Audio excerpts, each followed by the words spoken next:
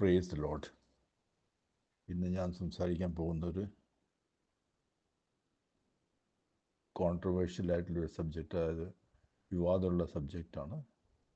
നമ്മൾ ശ്രദ്ധിച്ചില്ലേ നഷ്ടപ്പെടും. അതുപോലെ തന്നെ പാവം നമ്മൾ ഏറ്റു പറഞ്ഞിട്ടില്ലെങ്കിൽ നമുക്ക് രക്ഷ നഷ്ടപ്പെടും. ഇനി നമ്മൾ ആദ്യം നോക്കാം, നമ്മൾ എങ്ങനെയാണ് രക്ഷിക്കപ്പെട്ടുള്ളത്. റോമാലേഖനത്തിൻ്റെ 10:9 വചനപ്രകാരം ക്രിസ്തുവിനെ കർത്താവെന്ന് വിശ്വസിക്കുകയും വായ കൊണ്ട് ഏറ്റു പറയുകയും ചെയ്തതെന്നും ഉയർത്തെഴുന്നേറ്റ് മനസ്സുകൊണ്ട് വിശ്വസിക്കുക. അത് വായ മനസ്സ് രണ്ടും ഇതിൽ ഉൾപ്പെടും. അങ്ങനെയാണ് നമ്മൾ രക്ഷിക്കപ്പെടും. ശരിക്കും പറയുകയാണെങ്കിൽ ഈ ചെയ്ത സമയത്ത് എന്താണ് നടക്കുന്നത്? നമ്മളൊരു ബാപ്റ്റിസമാണ് നടക്കുന്നത്. പരിശുദ്ധാത്മാവിലുള്ള ഒരു ബാപ്റ്റിസം. 3 തരത്തിലുള്ള ബാപ്റ്റിസം ഉണ്ട്. അതിനകത്തിൻ്റെ 6:2 പറയുന്നുണ്ട്. ഇത് ആദ്യത്തെ ബാപ്റ്റിസമാണ്, ക്രിസ്തുവിൻ്റെ ശരീരത്തിൽ ചേരാനുള്ള ബാപ്റ്റിസം. ഇത് പരിശുദ്ധാത്മാവിൻ്റെ ബാപ്റ്റിസമാണ്. ഇതിനെപ്പറ്റി വേറെ സ്ഥലങ്ങളൊക്കെ പറയുന്നുണ്ട്. റോമാലേഖനത്തിൻ്റെ 10:13, അപ്പോസ്തല പ്രവൃത്തി 2:21, 2 കൊരിന്ത്യൻ്റെ 16:30, ഇവിടെയൊക്കെ പറയുന്നുണ്ട് വിശ്വാസം കൊണ്ട് മാത്രമേ നമുക്ക് രക്ഷയുള്ളൂ, പ്രവൃത്തി ആവശ്യമില്ല. അതുപോലെ തന്നെ എഫെസ്യൻ്റെ 2:8 പറയുന്നുണ്ട് നമ്മളെ വിശ്വാസം കൊണ്ടും ക്രിസ്തുവിൻ്റെ ഗ്രേസ്, അതായത് കൃപ കൊണ്ടുമാണ് നമ്മൾ രക്ഷിക്കപ്പെട്ടത്. അത് നമ്മളെ ജോബിൽ കൂടിയല്ല, നമ്മളെ പ്രവൃത്തിയിൽ കൂടിയല്ല.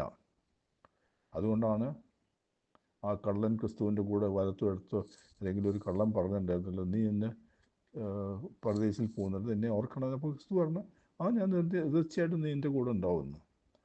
അയാൾ ഒന്നിനും പോയിട്ടില്ല, വെറും വിശ്വസിച്ച് മാത്രമല്ല, ക്രിസ്തുവിൽ വിശ്വസിച്ച് മാത്രമേ ചെയ്തിട്ടുള്ളൂ. അങ്ങനെ അവരുടെ കൂടെ പോയി. അപ്പം ഇവിടെ പലതും പ്രൂവ് ചെയ്യുന്നത് രക്ഷാവിശ്വാസത്തിൽ കൂടിയാണ് വരുന്നത്. നമ്മുടെ പ്രവൃത്തിയിൽ കൂടി ഇവിടെ ഒരു പ്രാധാന്യമില്ല, ക്രിസ്തുവിൻ്റെ പ്രവൃത്തിയിൽ കൂടിയാണ് വരുന്നത്. യോഹന്നാൻ സുവിശേഷത്തിൻ്റെ 16:8 പ്രകാരം ഇവിടെ പറയാണ് പാപം എന്നുള്ളത് ക്രിസ്തുവിന് വിശ്വസിക്കാത്ത ഒരു പാപമേ ഇന്ന് ലോകത്തിലുള്ളൂ. അത് ക്രിസ്തുവിൻ്റെ മരണത്തിന് ശേഷമുള്ളതാണ് ഞാൻ പറയുന്നത്, ഉയർത്തെഴുന്നേറ്റത്തിന് ശേഷമുള്ളതാണത്. ക്രിസ്തു മരിച്ചത് എല്ലാവർക്കും വേണ്ടിയിട്ടാണ്,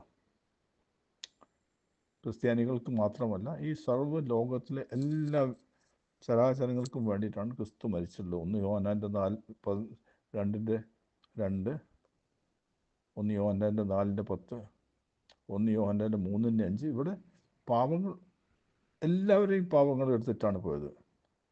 ഇവിടെ 2 കാര്യങ്ങൾ ശ്രദ്ധിക്കേണ്ടത്. ഒന്ന് പാപം, രണ്ടാമത് പാപങ്ങൾ. പാപം പെരുകിയിട്ടാണ് പാപങ്ങളിലേക്ക് വരുന്നത്. ക്രിസ്തു രണ്ടിനും പരിഹാരം ഇവിടെ വരുത്തിയിട്ടുണ്ട്. 1 പത്രോസ് 2:24 പറയുന്നത് സർവ്വലോകത്തിലെയും പാപങ്ങൾ ശരീരത്തിൽ വഹിച്ചു, നമ്മൾ പാപത്തിനോട് മരിച്ചു. ഇത് തന്നെയാണ് ഐസിയുടെ പുസ്തകത്തിൻ്റെ 53:4-5 വചനങ്ങൾ പറയുന്നത്. ഇത് നടക്കുന്നത് മുഴുവൻ ആത്മാവിലാണ്. എഫെസ്യൻ ലേഖനത്തിൻ്റെ 1:13 പ്രകാരം നമ്മൾ രക്ഷിക്കപ്പെട്ടതിന് ശേഷം ഇവിടെ സീല് ചെയ്യുകയാണ് ചെയ്യുന്നത്.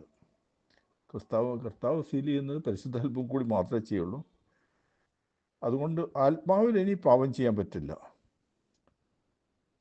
ആ സീൽ ആർക്കും പൊട്ടിക്കാനും പറ്റില്ല.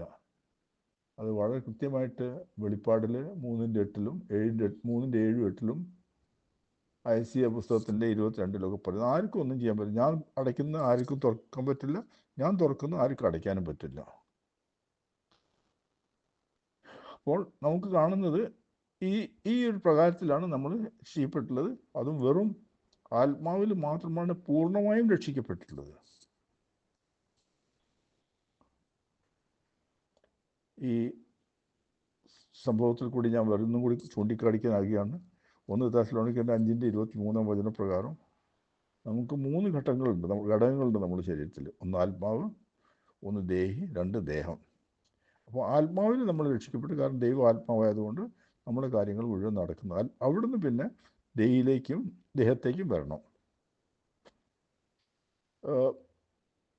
ഉൽപ്പത്തി പുസ്തകത്തിൻ്റെ 2:17 എന്താ പറയുന്നത്? ഫലം കഴിച്ചാൽ നീ മരിക്കും, ആത്മാവ് മരിച്ചു. അപ്പം ക്രിസ്തുവിൻ്റെ വചനം അനുസരിക്കാതെ അത് കഴിക്കരുത് പറഞ്ഞ് കഴിച്ചു. അങ്ങനെ ആ സമയത്ത് ആത്മാവാണ് മരിച്ചത്, ശരീരം മരിച്ചിട്ടില്ല. ഈ വളരെ ക്ലിയറായിട്ട് എഴുതിയിട്ടുണ്ട്. ശരീരം മരിച്ചത് തന്നെയല്ല, മരിച്ചിട്ടില്ല എന്ന് തന്നെയല്ല, ഈ ആത്മാവിന് മരിച്ച സമയത്ത് നമ്മൾ പിശാചിൻ്റെ ഭരണത്തിൽ വരികയാണ് ചെയ്യുന്നത്. കാരണം പിശാചിൻ്റെ ഭരണത്തിലാണ് നമ്മൾ വിശ്വസിച്ചത്. ഇത് വളരെ ക്ലിയറായിട്ട് റോമാലേഖത്തിൻ്റെ 6:16 എഴുതി വെച്ചിട്ടുണ്ട്. ദേഹം മരിക്കുന്നില്ല. അത് ശരിക്കും പറയുകയാണെങ്കിൽ അത് മരിച്ചത് 930 വർഷത്തിന് ശേഷമാണിത്. ഉൽപ്പത്തിയിൽ തന്നെ 5:5 എഴുതിയിട്ടുണ്ട്. അപ്പം നമ്മൾ ചോദിക്കും, അങ്ങനെയാണെങ്കിൽ 1 യോഹന്നാൻ്റെ 1-ാമത്തെ അധ്യായത്തിൽ 7-9 വരെ പറയുന്നത് നമ്മൾ എല്ലാ പാപങ്ങളും ഏറ്റു പറയണമെന്ന്. പിന്നെ അതിൻ്റെ ആവശ്യമില്ലല്ലോ. ക്രിസ്തു രണ്ടിൻ്റെയും ചെയ്തല്ലേ, പാപത്തിനും പാപങ്ങൾക്കും പരിഹാരം വരുത്തിയല്ലേ. തീർച്ചയായിട്ടും ഇതിൻ്റെ ആവശ്യമുണ്ട്. കാരണം നമ്മുടെ ശരീരം, നമ്മുടെ ദേഹി ഇത് പാപങ്ങൾ ചെയ്യാൻ സാധ്യതയുണ്ട്. ഒരു പക്ഷേ നമ്മൾ അങ്ങോട്ടോ ഇങ്ങോട്ടോ പോകുന്ന സമയത്ത് ചെറിയൊരു കള്ളം പറഞ്ഞ്, ചെറിയൊരു നുണ പറഞ്ഞ്, ഇങ്ങനെയൊക്കെ സാധാരണ മനുഷ്യ സഹജമാണിത്. അതാണ് കൺഫസ് ചെയ്യാൻ പറയുന്നത്. അതാണ് നമ്മൾ ഏറ്റു പറയേണ്ടത്. അത് തീർച്ചയായിട്ടും അത് ദേഹത്തിനും ദേഹിക്കും മാത്രമേ പറ്റുള്ളൂ.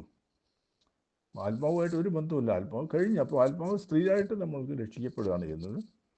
ഇത് കഴിഞ്ഞ് അപ്പം ഈ പാപം ഏറ്റു പറയണം. പക്ഷേ ഒരു പാപം നമ്മൾ ഓർമ്മിക്കുന്നില്ല. അങ്ങനെയാണെങ്കിൽ ആ പാപം ഓർമ്മിക്കുന്നില്ലെങ്കിൽ നമ്മളെന്താ രക്ഷപ്പെടുമോ? ഒരിക്കലുമില്ല. കാരണം ക്രിസ്തു പരിഹാരം വരുത്തിയിട്ടുള്ളത് പാപത്തിനും പാപങ്ങൾക്കുമാണ്. അതിന് നമ്മൾ സമാധാനം പറയേണ്ടി വരും. നമ്മുടെ വെള്ളസിംഹാസന ജഡ്ജ്മെൻറ്റിലും ഒക്കെ സമാധാനം പറയണം. അത് 1 കൊരിന്ത്യൻ്റെ 5:10 എഴുതിയിട്ടുണ്ട്. നമ്മൾ സമാധാനം പറയണം. തെറ്റിപ്പോയിട്ടുണ്ടെങ്കിൽ തീർച്ചയായിട്ടും പറയണം. അത് നമ്മുടെ അക്കൗണ്ടിലുണ്ടാവും. കാരണം ഇതെല്ലാം നമ്മുടെ അക്കൗണ്ടിൽ എഴുതി വെച്ചിരിക്കുകയാണ്. പക്ഷേ രക്ഷ ഒരിക്കലും നഷ്ടപ്പെടില്ല. ഒരു പാവം കൺഫസ് ചെയ്തില്ലെങ്കിൽ രക്ഷയൊന്നും ഒരിക്കലും നഷ്ടപ്പെടാൻ പോകുന്നില്ല. കാരണം ക്രിസ്തുവിൻ്റെ ശരീരത്തിലാണ് എല്ലാം വഹിച്ചിട്ടുള്ളത്. അപ്പോൾ ക്രിസ്തു മരിച്ച് രണ്ടാമത് ഉയർത്തെഴുന്നേറ്റോടു കൂടി എല്ലാം കഴിഞ്ഞാണ്. അതുകൊണ്ടാണ് ക്രിസ്തു പറഞ്ഞ എല്ലാം കഴിഞ്ഞു, ഇനി എല്ലാം പുതാണ്. പക്ഷെ വേറൊരു കാര്യമുണ്ട് ഇവിടെ. ഇന്ന് നമ്മുടെ ശരീരത്തിൽ നിന്നും ആത്മാവിൽ നിന്നും പുറത്തായ പിശാച്, അവൻ നമ്മൾ വിട്ടിട്ടില്ല. നമ്മുടെ ശരീരത്തിൽ നിന്നും ദേഹിയിൽ നിന്നും ദേഹത്തിൽ നിന്നും വിട്ടിട്ടുണ്ടെങ്കിലും പുറത്തുകൂടി നടന്നുകൊണ്ടിരിക്കുകയാണ് നമ്മളെ വഴി തെറ്റിക്കാൻ വേണ്ടിയിട്ട്. അതാണ് 1 പത്രോസിൻ്റെ 5:8 നടക്കുന്നത്. പിശാച് നമ്മളെ വഴി തെറ്റിക്കാൻ ശ്രമിക്കും. അത് നമ്മൾ നടക്കുന്നത് നമ്മുടെ വികാരത്തിൽ കൂടിയാണ്. ദേഹിക്ക് 3 ഘടകങ്ങളുണ്ട്: മനസ്സ്, വികാരം,